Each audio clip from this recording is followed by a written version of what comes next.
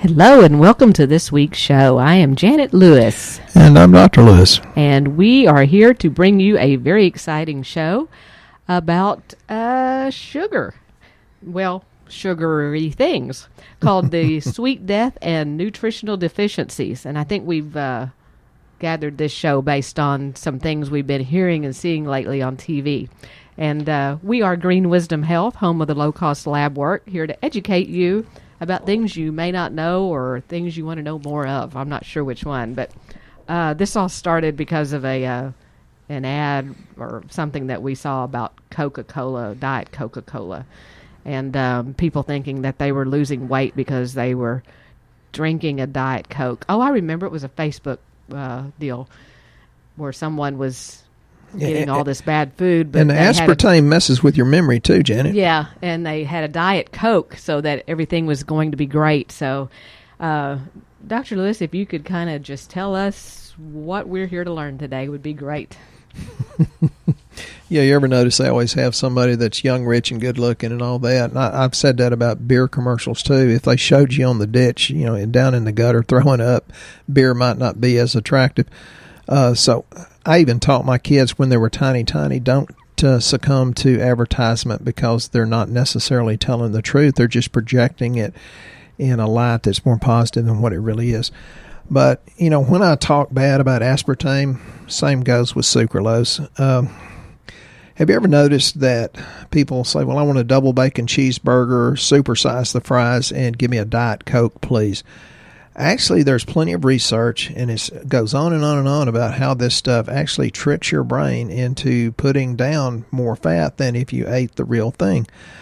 One of the things it does, it is sweet, and then what happens is it doesn't deliver the calorie load, so your body gets confused. And that is one of the, it's a cascade of things that makes you start to gain weight. But there's a lot of studies. One of them, they followed, I think it's close to 500 diet soda drinkers for about 10 years and found that the diet soda drinkers, their waist grew by 70%. More than the ones that drank regular sodas, 70% more. And 2 drinks or more per day had like a 500% greater chance or 500% greater increase in waist size. And when I read that article, it's like, well, you're putting it very nicely. I'm not always as nice, and I've been told that a lot lately, so I'll try to be very polite today. I apologize to people that have hurt their feelings, but at least it comes out of passion. But there's a big difference or correlation between the consumption of sucralose and aspartame to waist circumference and how much you weigh. It's terrible. If it says low calorie, zero sugar, or diet, I run like crazy. I would not consume it. And I've been in people's houses. They'll say, hey, Doc, got this sugar-free thing here. And it's like, oh, God, I don't want to hurt this sweet lady's feelings, but I don't want to eat this poison either. So it kind of puts you in a bind there. So the artificial sweeteners, they kind of mess with your metabolism. Like I said, it's usually sweeter than sugar the way it hits your tongue, but it doesn't deliver the calories that your food would provide. So that helps increase your appetite is what it does. It tricks your brain.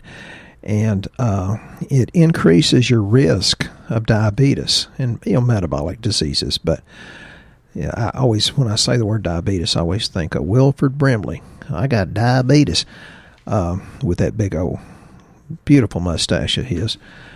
So when you eat something sweet, we usually eat because it releases one of the neurotransmitters or the happy hormones, which is dopamine, and that kind of causes your brain to feel like it's rewarded.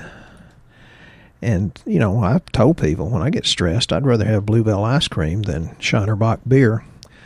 Texas companies, for those of you that are listening outside of Texas. But since it messes with your leptin, it doesn't tell your brain that you're full. because you haven't had enough of the calories ingested.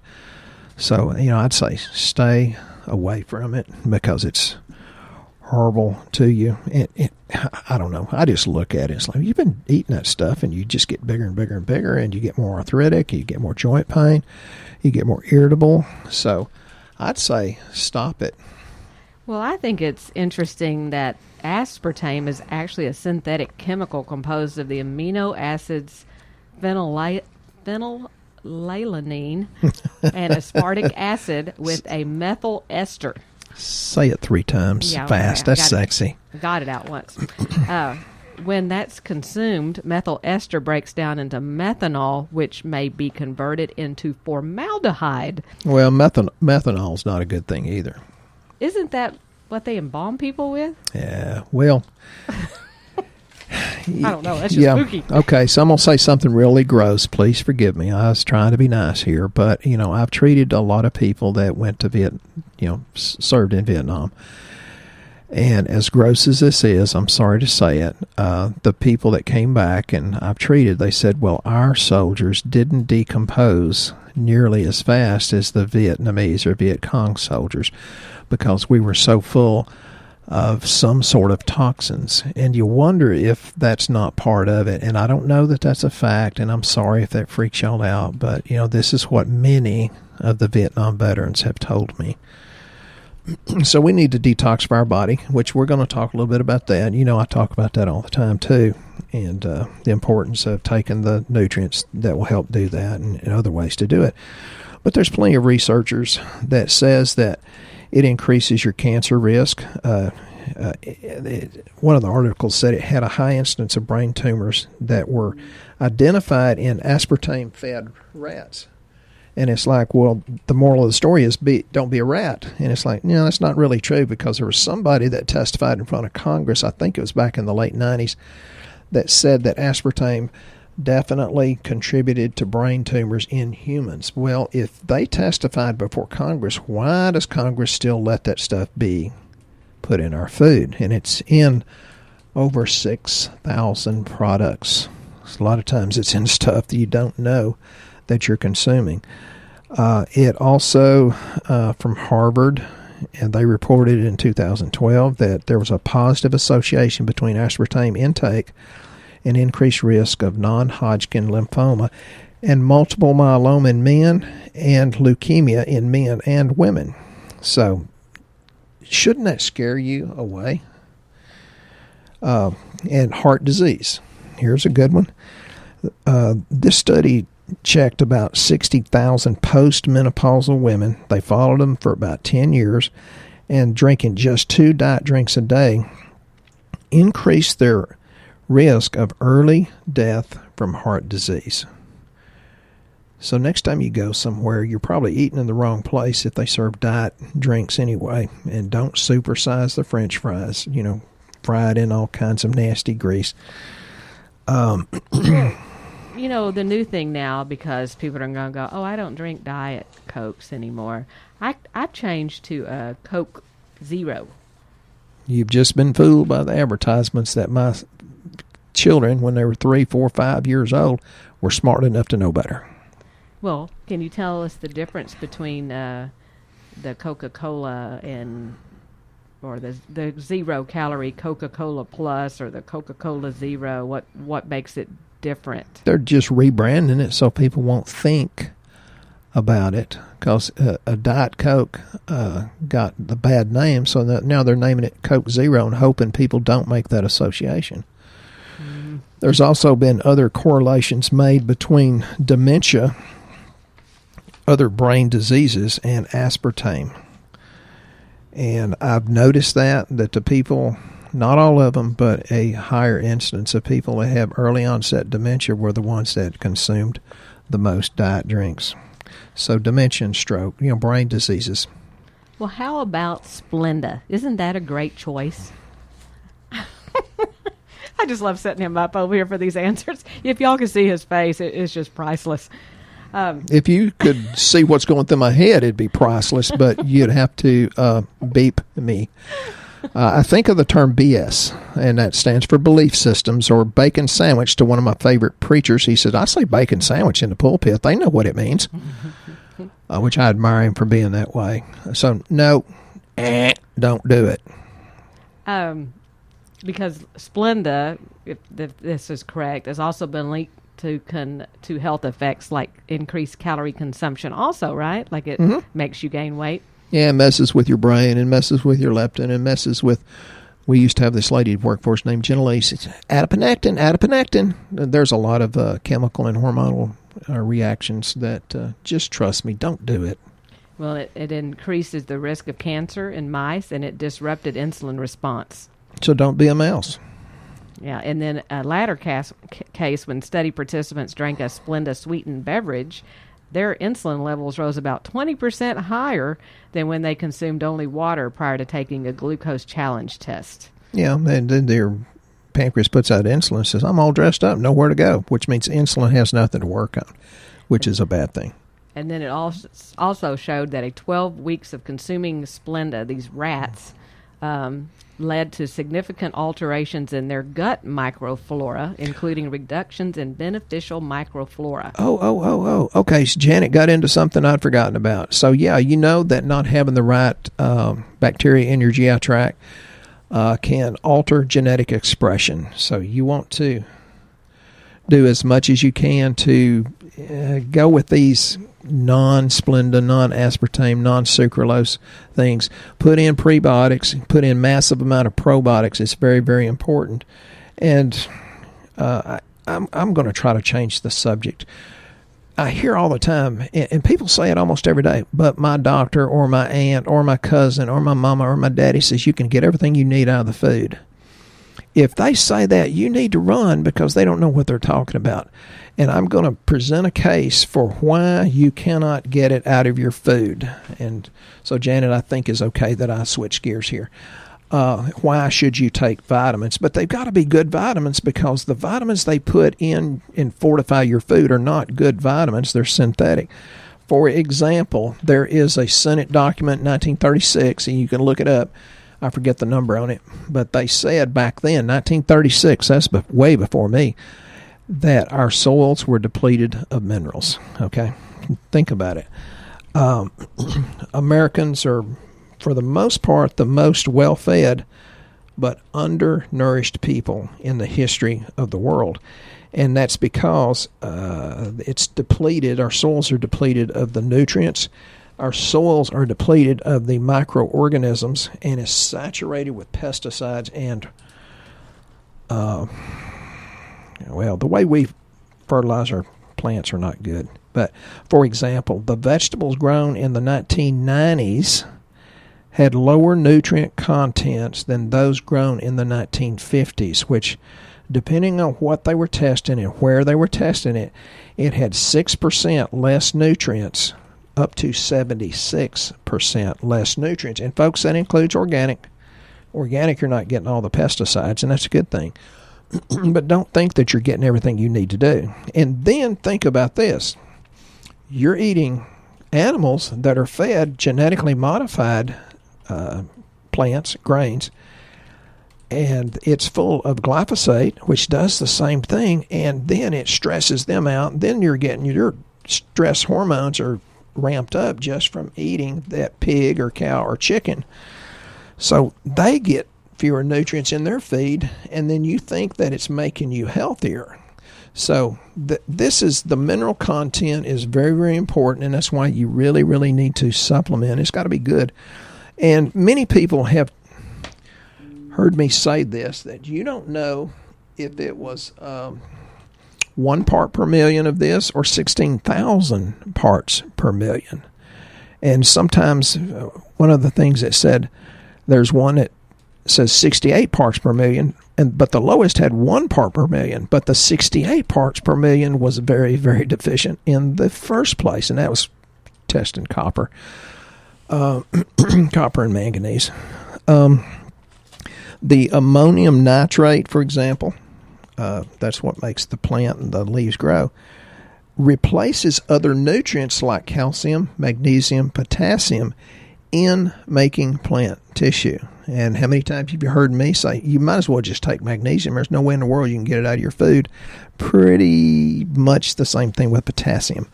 Calcium, a little bit. That's a little bit true.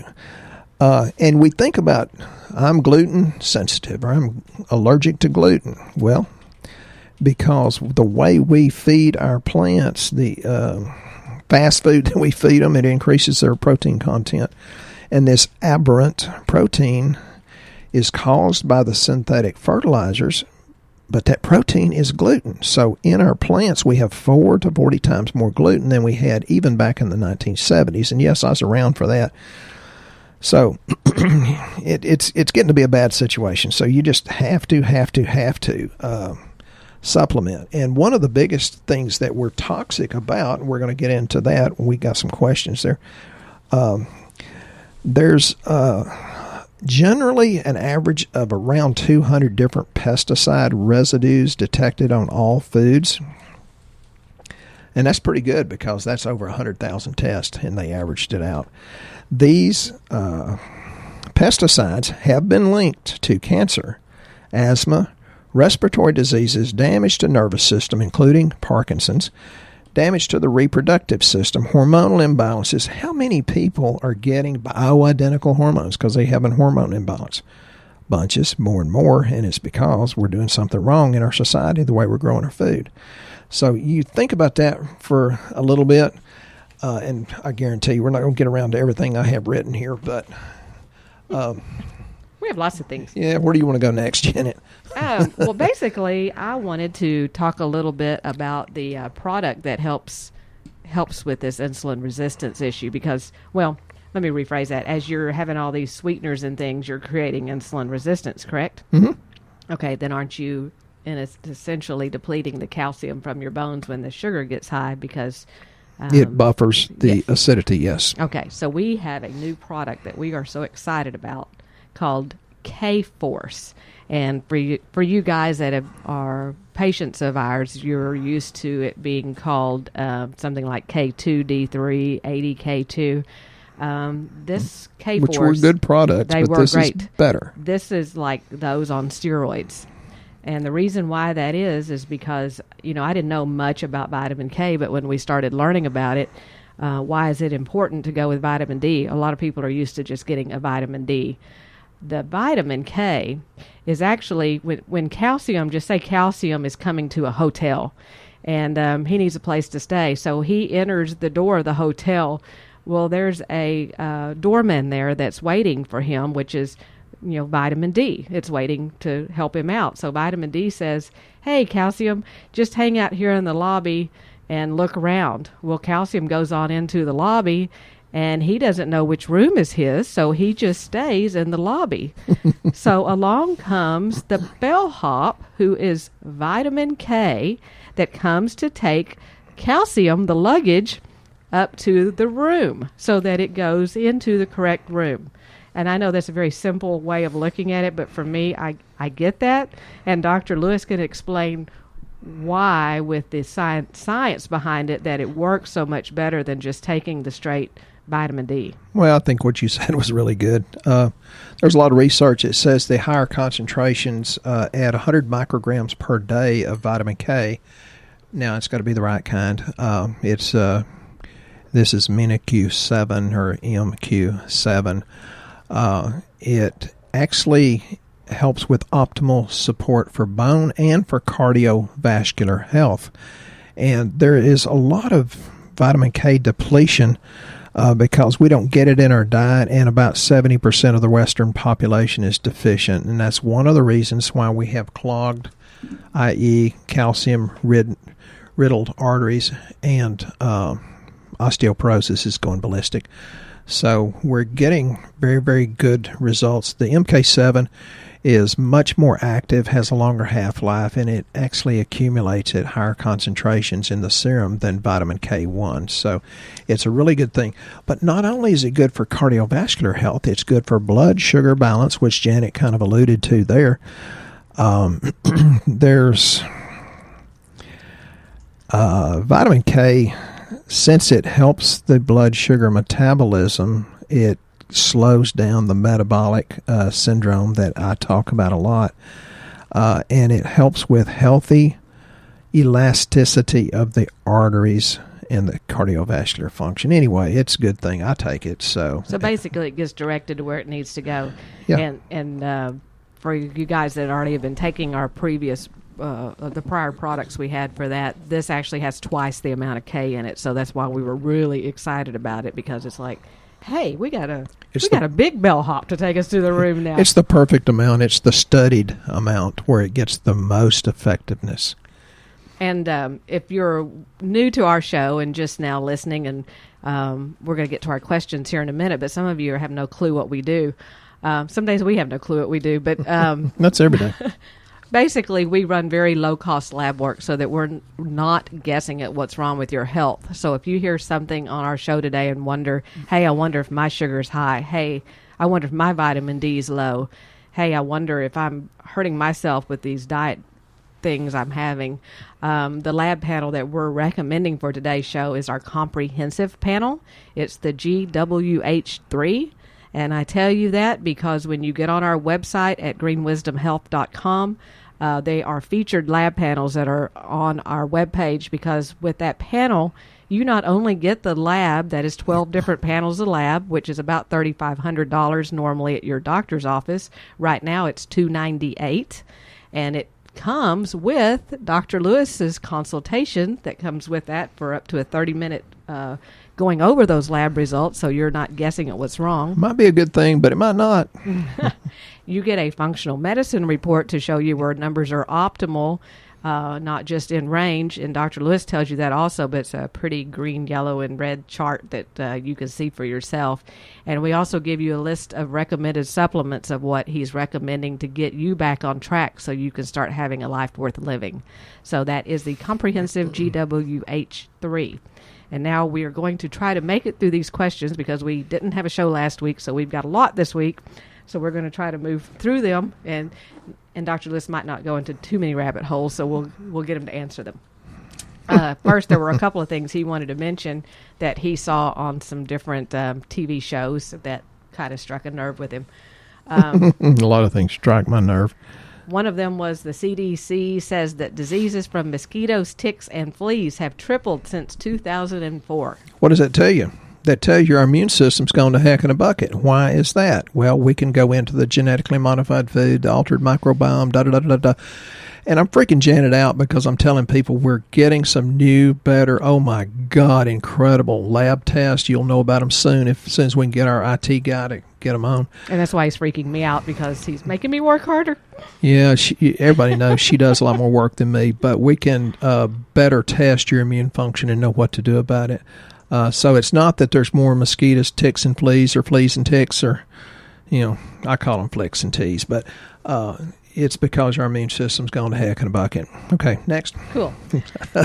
Sorry, I never talk fast until this show. That was really good. Thanks. A rabbit hole. A study finds loneliness is at epidemic proportions in America. Well, I've talked about that too. We've become a nation of consumerism, and I'm a big gun nut.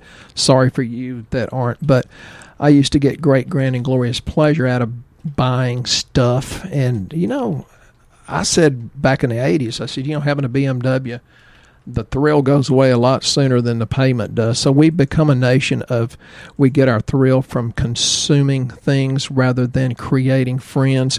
And I see it every day. People are stuck on information. Get on Facebook. What's next? What's next? What's next? Let's get on Google. Let's get on email. So we've gotten hooked on information. We are a nation of too much information and too little action. I think that's going to be the name of a show coming up too. So build relationships, folks. Okay. Regular sauna visits lower your risk of strokes. Yeah, this is on Good Morning America, and that's one of the things that I've said for years. Far infrared sauna is one of the easiest ways to detox. Maybe Janet will get me a far infrared sauna sometime for my birthday or Christmas so I can be less toxic to live with. Sure. Okay. Now, we have it's a statement. A statement from a lady named Alice B.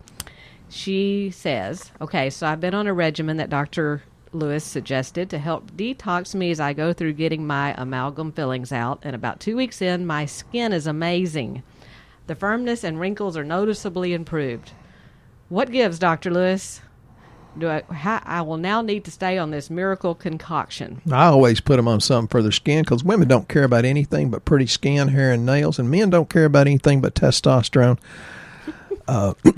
She told me she was taking HM Complex, which stands for heavy metal, lipotropic detox to help your liver detox in different ways, and liposomal C to help grab onto these amalgams if there was that mercury coming out of the mouth. So she got more firm skin, and we sell a lot of the collagen, the patented, studied, human trial study collagen type 1 and type 2 that we're getting some pretty serious good results from. So we can, if you throw it in there, your body can definitely detox it.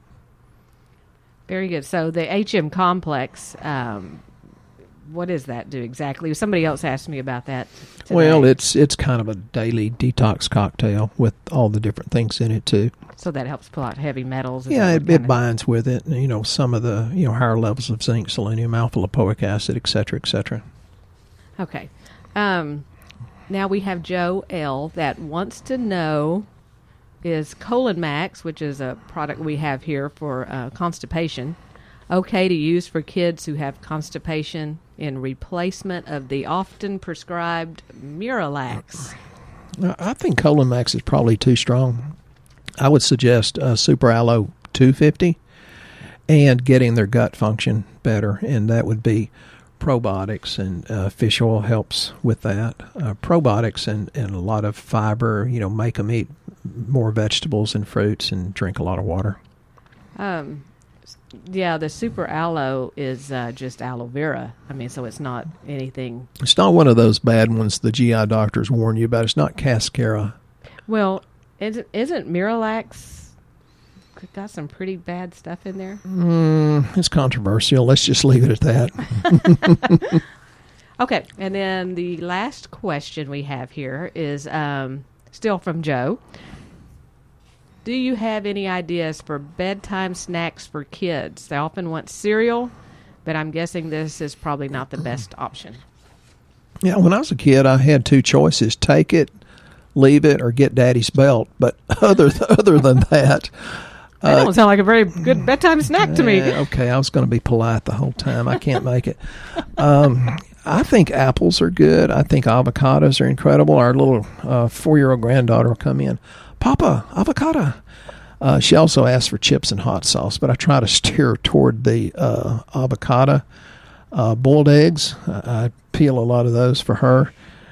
And, if you get them a good protein and a good fat, usually that will make their hunger go away and they'll feel more full, more satisfied, and helps their behavior too. Yeah, because I think actually the cereals and things actually make them hungrier because it's making them want to eat more. Cause it does. Yeah. We've noticed that. It's like our grandkids will eat cereal, then, an hour later they're hungry again. And I think a bunch of it is the yeast. It's craving something else really bad because that kind of feeds it a bunch of times. Yes. And it's pretty empty. It's not protein, so it's not really filling them up. Well, you know how polite I always am. I had a friend 10 years younger than me, and he says, da-da-da-da-da. I said, you need to quit eating grain. He said, well, no, the United States Department of Agriculture says eat 7 to 11 servings of grain per day. I said, Donald, when you were in FFA and you wanted to fatten up your calf, what did you feed him? He says, grain. He said, oh, my God, you caught me. And he needed to lose a whole lot of weight. And finally, years later, another doctor told him the same thing, and he's following this other doctor's advice, and he's lost, 50, 75 pounds, looks great, and probably going to live longer because his heart was getting kind of questionable. So grain is not a good thing. If you can make cows fat with it, the only thing I think grain is good for is maybe making beer, and then that's kind of questionable too. So basically having a protein at night would help them sleep better. Yeah, but I like high fat, good fat. Which avocados, coconut oil, butter, that helps too. Fat and protein. Okay. Well, very good. Well, we hope you guys have been educated once again. And Dr. Lewis, you have anything else that we left out? Real quickly, We were talking about nutrient deficiency in people that say, no, you can get it all out of your food. Well, I'm going to read something real quick. It says, lack of B vitamin is common, and this is from New England Journal of Medicine. Lack of thiamine makes blood-brain barrier more leaky. Journal of Experimental Neurology, and lack of thiamine, that's the benfotiamine I put y'all on. Lack of B vitamin causes psychosis. British Journal of Psychiatry. B vitamin is needed to convert amino acid tryptophan to serotonin, the neurotransmitter. Journal of Psychosomatic Medicine. Postpartum depression is due to low levels of B vitamins. American Journal of Obstetrics and Gynecology. Then PMS becomes worse with lack of vitamin D. Journal of Lancet. Folks, if we can get all this out of the food, why are these medical journals publishing this? And this is just on B vitamins. I could go on for hours. But unfortunately, we don't have hours to go over all of it. So you guys go out and get you something that's not aspartame for a drink today, like a cold beer, water with lemon or lime. Water with lemon or lime. Because that actually helps stop your cravings for sweets. And if you have questions, please email us. We also have a Facebook group that you can be a part of called Shootin' Straight with Dr. Lewis. Just shoot us an email or give us a call, and we'll be happy to add you to that group. And Dr. Lewis will enlighten you with his Dr. Lewis-isms on there as well. We hope you guys have a very blessed week, and we'll see you right here next time.